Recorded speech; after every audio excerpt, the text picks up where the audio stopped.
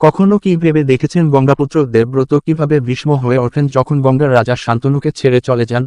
তখন তিনি তার পুত্র দেবব্রতকে শান্তনুর দেখাশোনার উপর অর্পণ করেন। বহু বছর পর শান্তনু একজন জেলির শতাবতীর প্রেমে পড়েন এবং তাকে বিয়ে করতে চান।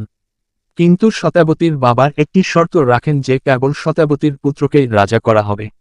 এই শর্তটি একটি বড় সমস্যা হয়ে দাঁড়ায়, কারণ শান্তনু ইতিমধ্যেই দেবব্রতকে রাজ্যের উত্তরাধিকারী হিসাবে ঘোষণা করেছিলেন।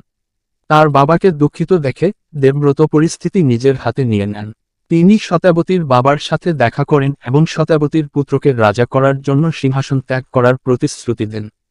কিন্তু শতাবতীর বাবা ভয় পান যে ভবিষ্যতে দেবব্রতের সন্তানরা তার নাতির সিংহাসন দাবি করতে পারে।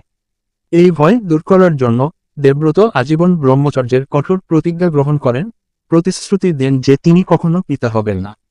তার এই মহান ত্যাগ তাকে ভীষ্ম নাম দেয়, যার অর্থ যিনি একটি মহান প্রতিজ্ঞা করেন। তার পুত্রের এই অসাধারণ ত্যাগে মুগ্ধ হয়ে রাজা শান্তনু বিশ্বকে ইচ্ছামতো মৃত্যুর বর প্রদান করেন। দিয়ার অর্থ মৃত্যুর সময় বেছে নেওয়ার ক্ষমতা।